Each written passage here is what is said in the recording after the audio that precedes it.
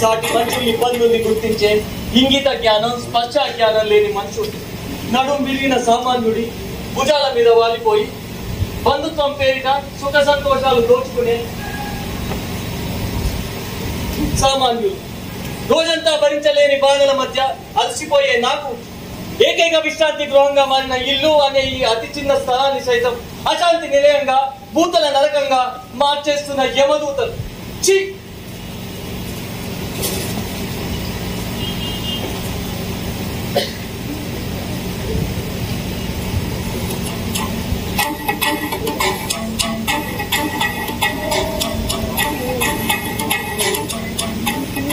ప్రాణంబులా ఠావులు తెచ్చారు, ముహూర్తం వచ్చారు. రేషన్ షాప్ క్యూలో నిలబడటం కంటే సిటీ బస్సులో కండక్టర్ గా నిలబడటం తేలిక.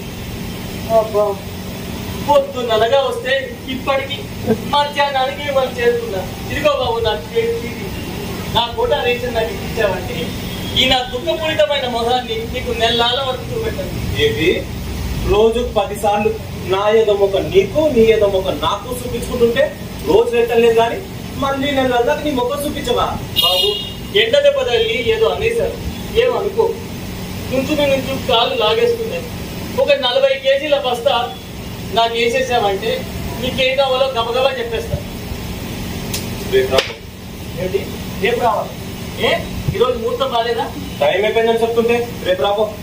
2 గంటలు నువ్వులో ఏకబిగి నిలబడితే రేపు రావడం ఏంటయ్యా? అరే స్టాక్ అయిపోయిందని చెప్తుంటే నీకు కాదు. ఎప్పుడు చెప్పావయ్యా? అయినా అలా కోప్పడిపోతావే. అంతమందికి ఇచ్చి నా దాకా వచ్చేసరికి స్టాక్ అయిపోవడం ఏమిటి? అవునయ్యా, నీ దాకా వచ్చేసరికి స్టాక్ అయిపోయింది. అలా ఎలా అయిపోతుందయ్యా? బాబా అలాగంటే ఎలాగైనా రేపు రాబో. రేపు ఎలా రానయ్యా? క్యాజువల్ లీవులు, సిక్ లీవులు, అన్ని లీవులతో సహా ఇక్కడ రేషన్ షాప్ లో నిలబడటానికి వాడేశారు. అయితే నన్నేం చేయమంటావు? అది నా తప్ప? అబ్బాబే ఇందులో తమరు తప్ప ఏం మాత్రం లేదు. ఏమనుకోకండి, తప్పంతా నాది.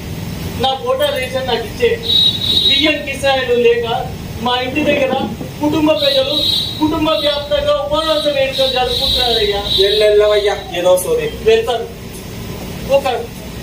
ఒక 4 కేజీలను అందాక ఇయ్యవయ్యా. బియ్యం రేపు వస్తాయి, తీర్చడం ఎప్పుడు వస్తుందో నాకు తెలియదు. ఏమిటి వ్యవసాయాలు ఎప్పుడు వస్తుందో నీకే తెలీదు? అవును తెలీదయ్యా. చూడు, ఎమర్జెన్సీ ఎప్పుడు వస్తాయండి చెప్పచ్చు, మధ్యంతర ఎన్నికలు ఎప్పుడు వస్తాయండి చెప్పచ్చు, కాకినాడ ఎరువుల ఫ్యాక్టరీ గానీ మంగళగిరి టైర్ల ఫ్యాక్టరీ గానీ ఎప్పుడు వస్తాయంటే చెప్పచ్చు. కానీ రేషన్ షాప్ లో తీర్చడం ఎప్పుడు వస్తా అంటే ఎవరు మాత్రం చెప్పగలరు? పోనీ ఉజ్జాయింపుగా చెప్పగలవా? నెలాఖరులోగా ఎప్పుడైనా రావచ్చు. ఇంకా నయం, 20వ శతాబ్దం పూర్తయ్యేలోగా రావచ్చు అని లేదు. నా మీద జాలిపడి చెప్పవయ్యా. ఏమోనయ్యా, సాయంత్రం అవుతుందేమో. జాలిపడి చెప్పవయ్యా అంటే గొప్పడి చెప్తావేంటయ్యా? అంటే కిరోసిన్ మాత ప్రత్యక్షం కోసం మళ్ళీ నేను క్యూలో ఘోర తపస్సు ప్రారంభించాలన్నమాట. ఇంతకీ ఏం మాట బడిగా కొట్టుది చెప్పానా? రేపు వద్దని చెప్పానా? సిగ్గు లేదంటే నీకు? బాబు ఆ గోని సంచి దురిపి ఒక 3-4 కేజీలు అందాక అయ్యమయ్యారు. రేపటి దాకా ప్రాణాలు నిలుపుకుంటాను రేషన్ క్యూలో నిలబడ్డానికి. గజ్జి కురుపునయ్యాం కదయ్యా నీకంటే. తప్పదయ్యా, నువ్వు నన్ను గజ్జి కురుపన్నా, రేష్మంలో ఈగన్నా, రొచ్చులో దోమన్నా, ఇంకా హీనంగా నీ రేషన్ బియ్యంలో రాయన్నా తప్పదు, పడాల్సిందే. ఏ సాల్లే ఏడు పాపు, ఇదిగో కేజీ బియ్యం పట్టుకో. ఏమిటి 1 కేజీయా? 1 కేజీయా? అవునయ్యా, 1 కేజీయే. ఏంటయ్యా బొత్తిగా వరదబాతులకు డొక్కుతో అన్నదానం చేసినట్టు? ఏ ఇచ్చింది తీసుకోవో, అది నేను కనుక నీ మొక్కను చూసి జాలిపడి. ఇంతకీ ఈ రాళ్ళల్లో బియ్యం ఏమైనా ఉన్నాయా? ఏమిటి అసలు ఈ రాళ్ళలో బియ్యం లేవు? ఊరుకోవో, బియ్యంలో రాళ్ళేమంటుంటే. ఏమోనయ్యా భయపడిపోయా. రాళ్ళు లేకపోవడం ఏంటయ్యా? ఇన్ని రాళ్ళు ఉంటే నువ్వు అసలు ఈ రాళ్లను తిని బతకాలనా చావాలనా? అయినా రేషన్ షాప్ లో కల్తీ ఏమిటయ్యా? నాకు అర్థం కాక అడుగుతాను. ఎల్లెల్లవయ్యా, కల్తీ అంటే కల్తీ. అసలు కల్తీ నేను దగ్గరయ్యా, వ్యాపారంలో కల్తీ, రాజకీయంలో కల్తీ, ప్రభుత్వం నిండా కల్తీ. ఆ మాటకు వస్తే మనిషి తాగే నీళ్ళలో కల్తీ, మనిషి పిచ్చే శ్వాసలో కల్తీ, మనిషి చేసే ఆలోచనలో కల్తీ, మనిషి బతుకే కల్తీ. ఎల్లెల్లవయ్యా. చాలేవయ్యా చెప్పొచ్చు. పబ్లిక్ గా కల్తీ సరుకులు అమ్ముతూ దీనికి పబ్లిసిటీ ఒకటి. ఈ రాళ్ళన్నం తిని నేను ఏమైపోతానో ఏమిటో, ఏ హాస్పిటల్లో అయిపోతానో. వెళ్ళవయ్యా, సెవి కోసం మేకలేదు పొడవా నువ్వు ఏమి కావులేదు. నేను ఎక్కడికి వెళ్తాను? మళ్ళీ రేషన్ క్యూలో నిలబడద్దు.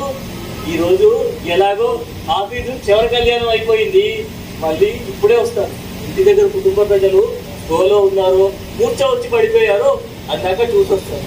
మా బాబు నా కిరసనాలు తప్ప నా బదులు ఇక్కడ పెడతాను, లేకపోతే మళ్ళీ క్యూలో వెనకబడిపోతానో ఏంటో. మరి అందాక చూస్తూ ఉండు ఆయన. అంబాలి తాగి ఒకటి మీసాలు ఎత్తి పట్టుకున్నాడు ఇంకోడంట. నీ డబ్బాకి నేను కాపలాయా? డబ్బాలో మొబైల్ నువ్వు